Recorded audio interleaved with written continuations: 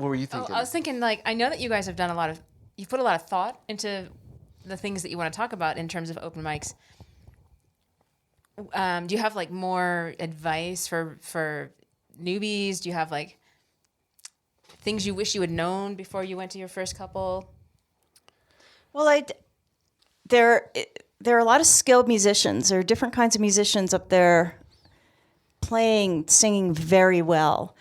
But I took Justin's stagecraft class and I was in the Denver Live Band and working with Joe.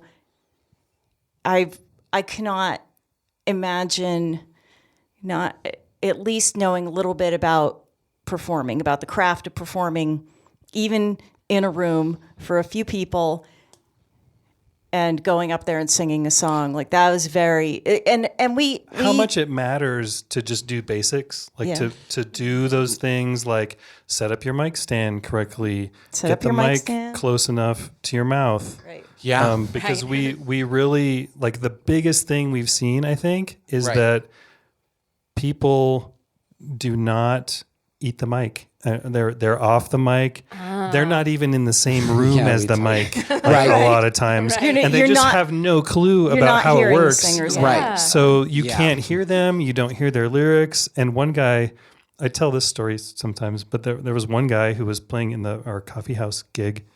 Our coffee house gig, that's what I call it. It's your standing It's our gig. Yeah. Our standing up mic.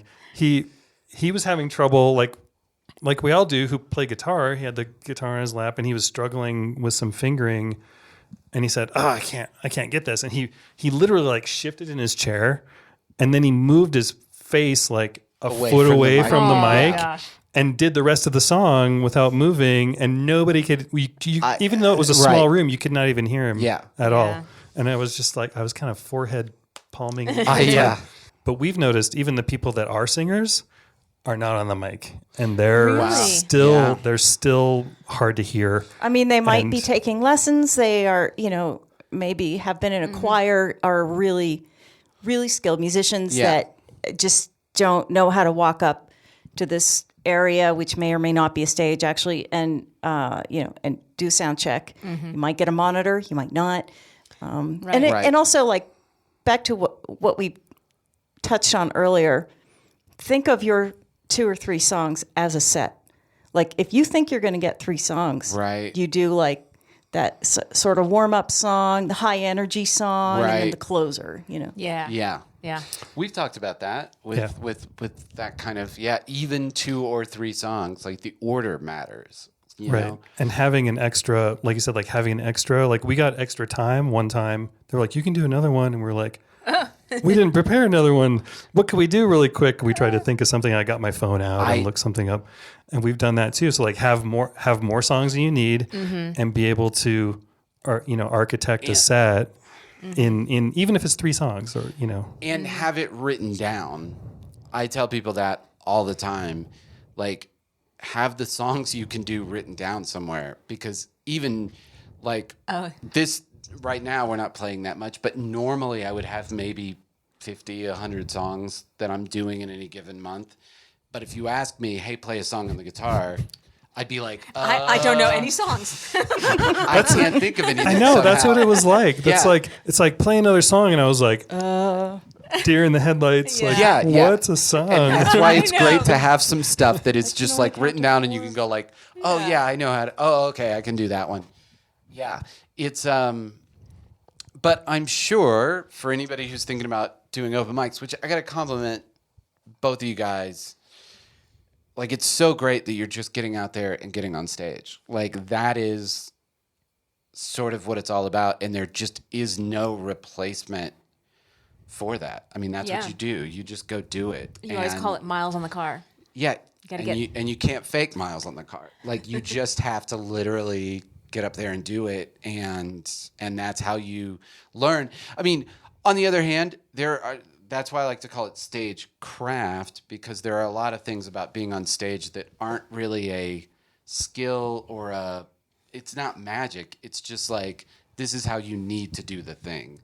It's, we've talked about like construction stuff and stuff. There's just a way you build a set of stairs, and it's a craft. It's not an art. And there's a part of performing that is not art. It's just like, make sure you're near the microphone. Make sure you're doing this. Like, there's just like really basic things that aren't.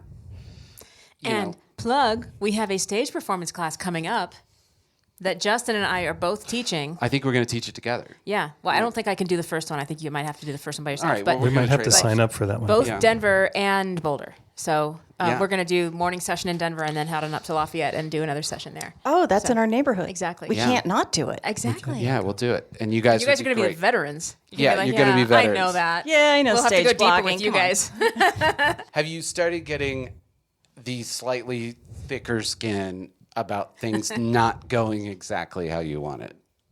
For me, it was never that thin because I like to have this persona of the like cocky, always cocky front man. That's my fantasy about myself. I'm a cocky front man, but I've started this like late in life. It's never been right. I've never gone up and done everything right. So No, I remember Love that though attitude. in that stagecraft class, I complimented you on that because you are great about that. You do a great.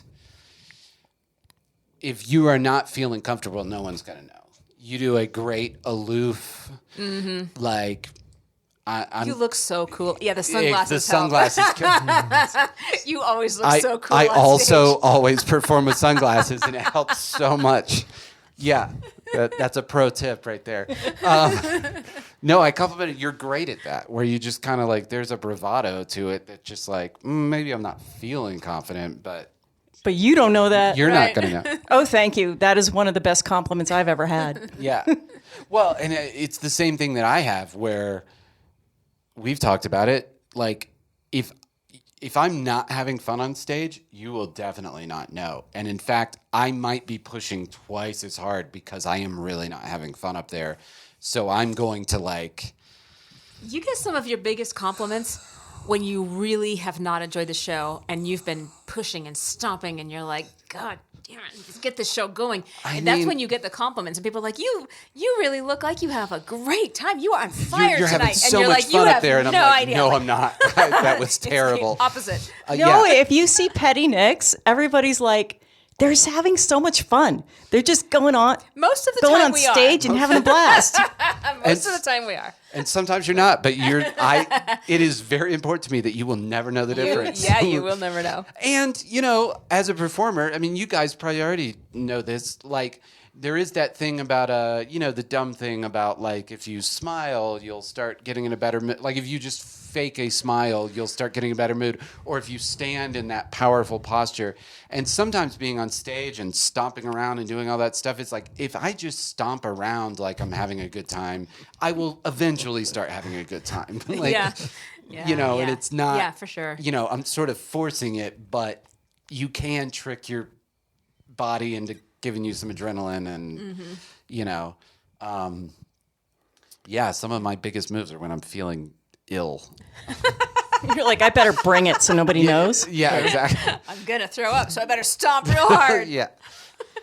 And you'll just trick yourself into feeling better. I mean, that's, yeah. Well, what else? Other You have cool stories? Lots of notes and stuff. What do you want we to do cover? have a lot of notes. You guys actually did prep. Let's get I into know. prep. Look at this. Like, this is the first episode. This is episode 85, I think. And this is the first ever episode that there's actually an outline for, which we haven't even begun to follow. So I had this weird setup at the coffee shop one day.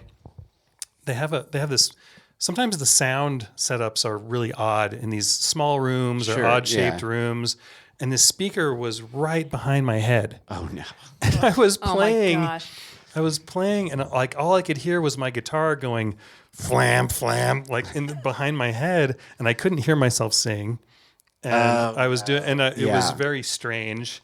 So like Andrew was saying before, like sometimes there's a floor monitor, but it doesn't mean it's going to be on. Oh my God. And then there's a guy who, like, a lot of times the sound equipment is behind you. Like when we go to the places, like you guys have like awesome venues like the Goosetown Tavern or the Hard Rock or somewhere where there's a real sound person in a booth way back there. Yeah, but that's in the not back of the always. room. Yeah. A lot of times the sound equipment is behind you.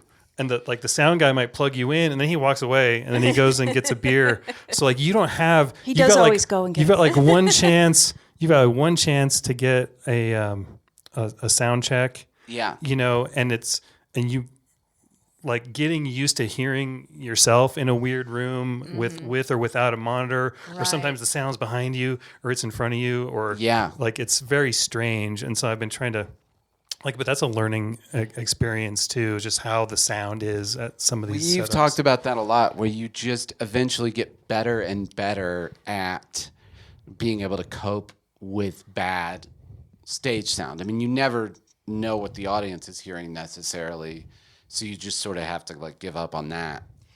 But I actually want to dig into this a little bit. Okay, let's do it.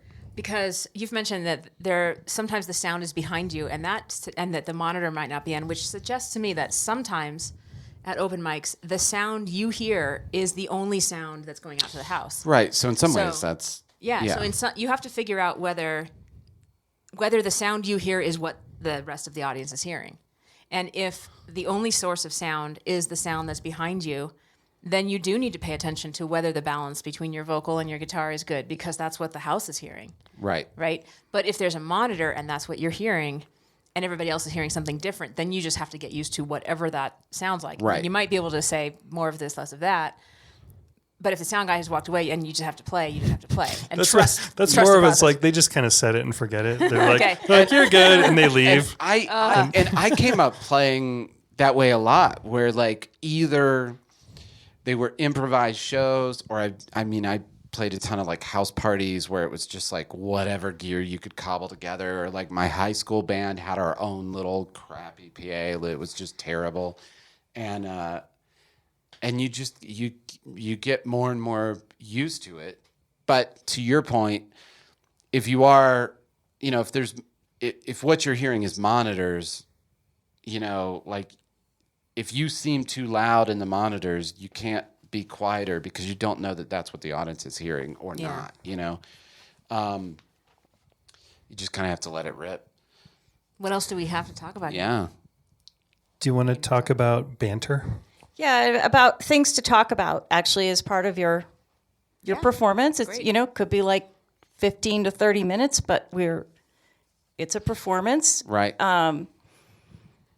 You know how when you look up a recipe online and you get to a famous blog where they're like, yes, this carrot cake recipe, I came up with it one time. My husband and I were, and then you're like, we're rolling our eyes. jump to recipe. I know exactly. Why did they do that? I have thrown a phone across the room because of the dumb. Yeah, totally. Jump to recipe button. Yeah. Yeah. Bloggers, my favorite ones have it. But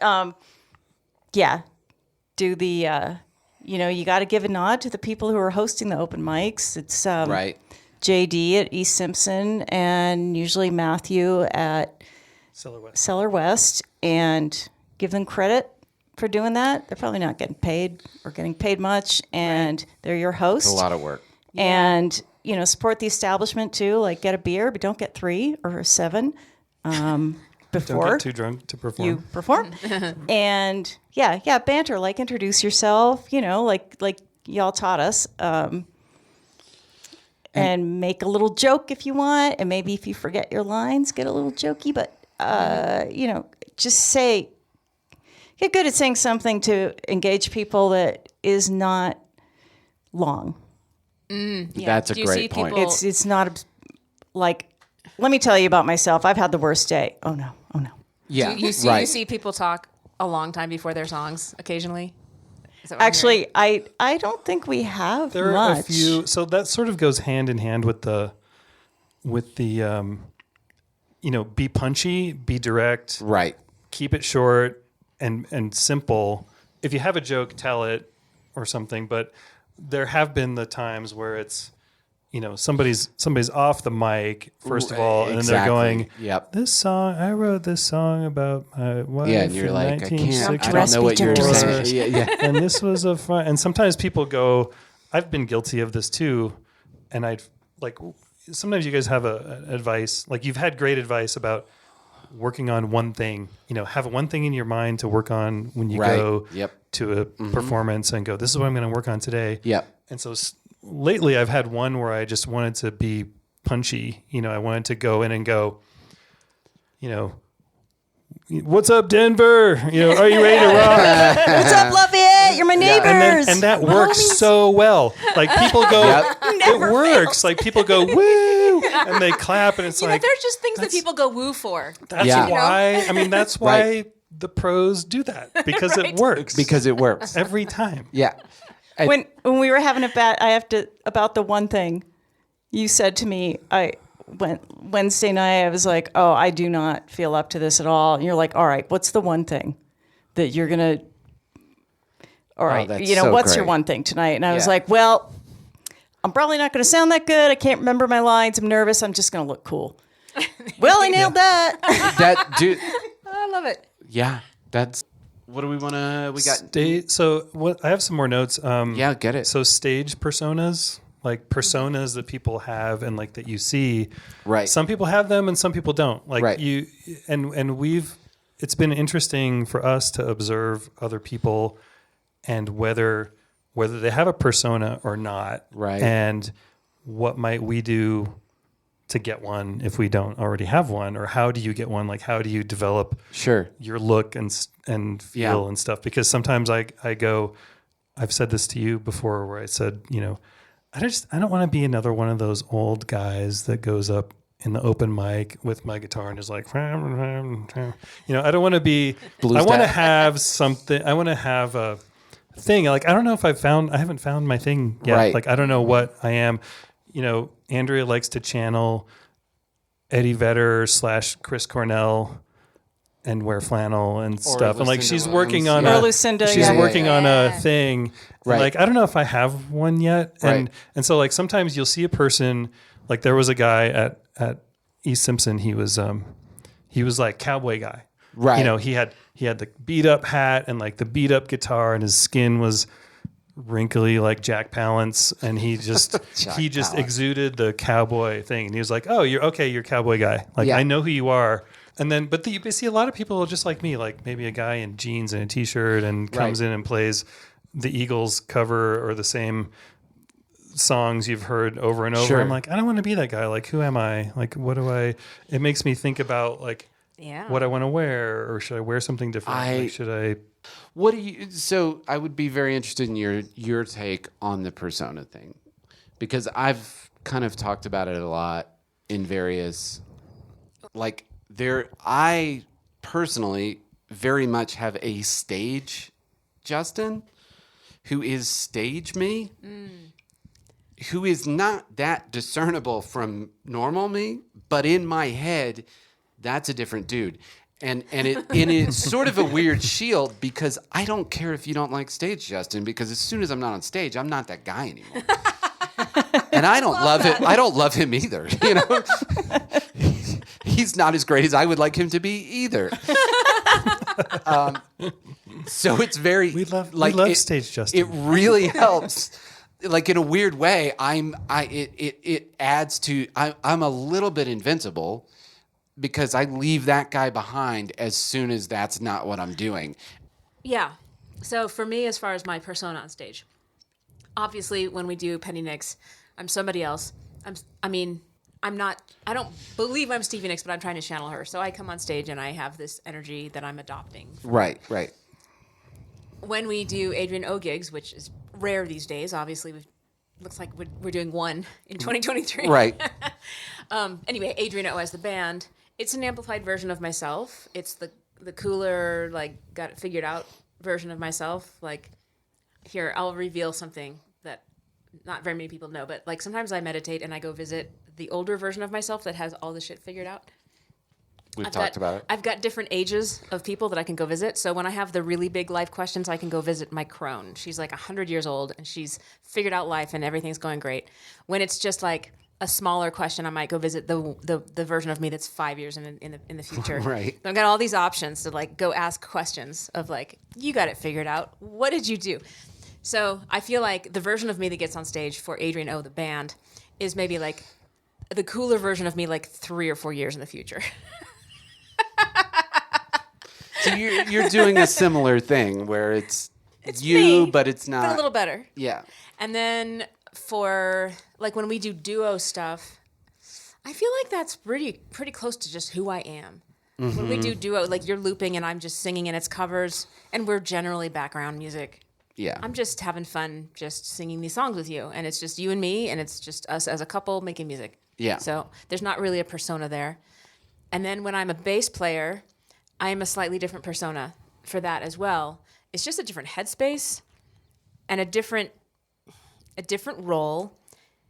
And I mean, even I dress differently. I definitely don't want to wear heels when I'm playing bass. Right. For example. Well, unless they're Embassy London heels. Which doesn't quite It's this count. particular brand of boot Yeah. that's really cool. They're really wild. But I feel like I want to be more grounded when I'm playing bass. So it's like a, I don't know, more grounded version of myself, more And I think Andrea, you're such a great example of like, well, who do I make my persona? If anybody out there is even watching this,